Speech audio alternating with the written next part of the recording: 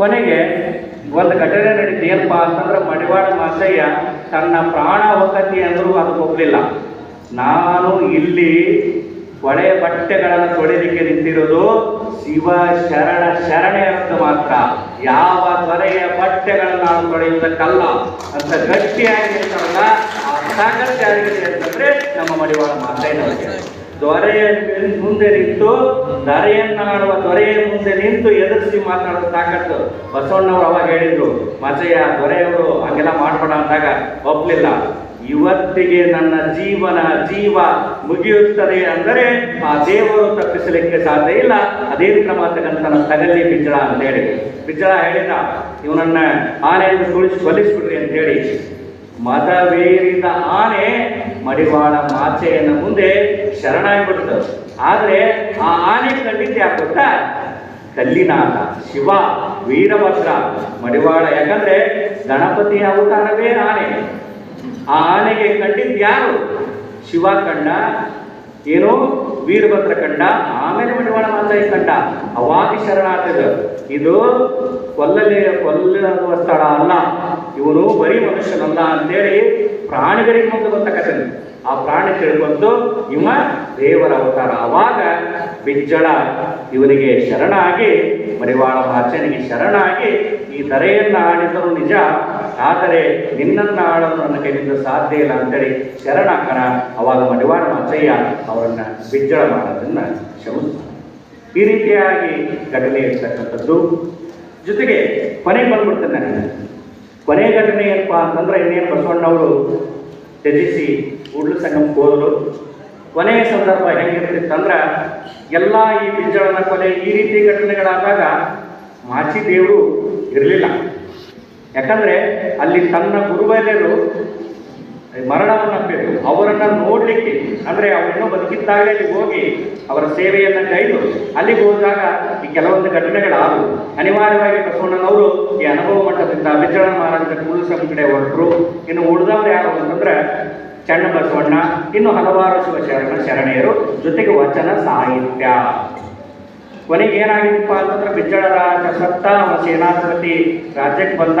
ಇವ್ರನ್ನ ಯಾರನ್ನೂ ಬಿಡಬಾರ್ದು ಅಂತೇಳಿ ನಿಂತ್ಕೊಂಡ. ಆದ್ರೆ ಇಲ್ಲೇನು ವಾಪಸ್ ಬಂದ್ರಲ್ಲ ಮಡಿವಾಳ ಮಾಚಯ್ಯ, ದಿಟ್ಟತನದಿಂದ ಹೋರಾಡಿದ್ರು.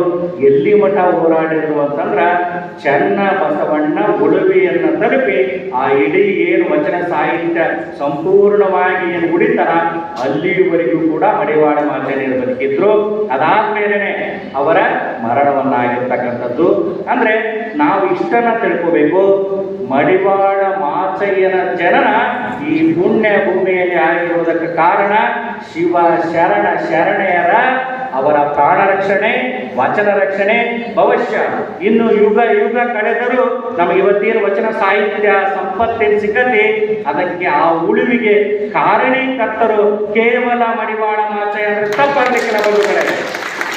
ಅಂತಹ ಮಡಿವಾಳ ಮಾಚಯ್ಯನವರ ಜಯಂತಿಯನ್ನ ಇವತ್ತು ನಮ್ಮ ಸರ್ಕಾರದ ವತಿಯಿಂದ ಕನ್ನಡ ಸಂಸ್ಕೃತಿ ಇಲಾಖೆಯಿಂದ ಹಮ್ಮಿಕೊಂಡಿದ್ದು ಹೆಮ್ಮೆಯ ಸಂಗತಿ. ಒಂದು ಮಾತನ್ನ ಇಲ್ಲಿ ಉಲ್ಲೇಖ ಮಾಡ್ತೀನಿ.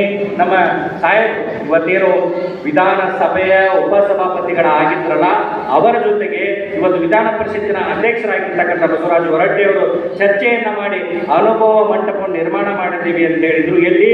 ನಮ್ಮ ಸುವರ್ಣಸೌಧ ಬೆಳಗಾವಿಯಲ್ಲಿ.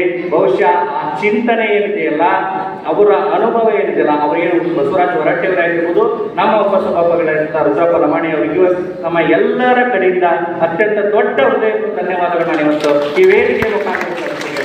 ಯಾಕಂದ್ರೆ ರಾಜಕಾರಣಿಗಳು ಕೆಲವೊಂದರ ಮನಸ್ಸು ಮಾಡಿಬಿಟ್ರೆ ಶಾಶ್ವತ ನೆಲೆಗಟ್ಟು ಸಿಗ್ತಕ್ಕಂಥದ್ದು. ಇವತ್ತು ನೋಡ್ರಿ, ಆ ಏನು ಸುವರ್ಣಸೌಧ ಇದೆ ಅಲ್ಲಿ ಶಾಶ್ವತ ನೆಲೆಗಟ್ಟು ನಮಗೆ ಸಿಕ್ಕಿದೆ, ಅನುಭವ ಮಂಟಪ ಸಿಕ್ಕಿದೆ, ಮಡಿವಾಳ ಮಾಚಯ್ಯನವರಿಗೆ ಸಿಕ್ಕಿದೆ. ಅದಕ್ಕೆ ಕೆಲವು ಮಹತ್ತರ ರಾಜಕಾರಣಿಗಳು, ಕೆಲವು ಅಧಿಕಾರಿಗಳು ದಿಟ್ಟ ನಿರ್ಧಾರವನ್ನು ತೆಗೆದುಕೊಳ್ಳಬೇಕು ಅಂತ ನನ್ನ ಅಭಿಪ್ರಾಯ. ಆ ರೀತಿಯ ನಿರ್ಧಾರ ಇವತ್ತು ತೆಗೆದುಕೊಂಡಿದ್ದಾರೆ, ಅವರಿಗೆ ಅಭಿನಂದನೆ ಸಲ್ಲಿಸ್ತಾ. ಬಹುಶಃ ಇವತ್ತ ಸಮಾಜದ ನಮ್ಮ ಗಂಡ್ಮಕ್ಳು ಬಿಡ್ರೆ ಎಲ್ಲರ ಹೊಂಟ್ರೆ ಹೋಗನಡ್ರಿ ಬಂದ್ಬಿಡ್ತಾವೆ. ಅದೇನು ದೊಡ್ಡ ವಿಚಾರ ಅಲ್ಲ. ಹೆಣ್ಮಕ್ಳು ಮನ್ಯಾದ ಕೆಲಸ ಎಲ್ಲವೂ ಬಿಟ್ಟು ಹೋಗಲಡಿಪ್ಪ. ಹಿಂಗ ಒಂದು ಅರ್ಜುನ್ ಜಯಂತಿ ಅಮ್ಮನ ಆರಾಮ ಮನ್ಯಾಗ ಹೋಗೋದಿತ್ತು. ಆದ್ರೂ ಅಲ್ಲಿ ಎಲ್ಲೇ ಯಾವ ಊರಿಂದ ಬಂದಾರ ಗೊತ್ತಿಲ್ಲ, ಇಲ್ಲಿ ಬಂದು ಕುತ್ಕೊಂಡ ಏನೋ ಒಂದು ಮಾಡ್ತಾರ. ಅವ್ರಿಗೂ ಯಾವ್ಯಾವ ನೆನಪು ಬರ್ತಾವು. ಇಲ್ಲಿ ಬಂದು ನೋಡ್ಕೊಂಡ ನಮ್ಮ ಅಜ್ಜಿ ಒಂದು ಜಯಂತಿ ಆಗೈತಿಲ್ಲ ಅಂತೇಳಿ ಎಷ್ಟು ಸಂಭ್ರಮ ಪಡ್ತಾರ. ಈಗ ಏನು ಹುಡುಗರು ಹುಡುಗಿಯರು ವಿದ್ಯಾರ್ಥಿಗಳು ಇದ್ದಿರಲ್ಲ, ಈಗ ನಿಮ್ಗೆ ಅನ್ಸಂಗಿಲ್ಲ, ಏನೋ ಅನ್ಸಂಗಿಲ್ಲ, ಹೆಂಗ ಒಂದು ಜಯಂತಿ ಮಾಡೇವಿ ಮುಗಿಸಿದ್ವಿ ಅಂತ. ಯಾವಾಗ ಅನ್ಸುತ್ತೆ ಅಂದ್ರೆ ಶಾಲೆಯಾಗ ಹೋಗಿ ಒಂದು ಜಯಂತಿ ಮಾಡಿದಾಗ ಒಮ್ಮೊಮ್ಮೆ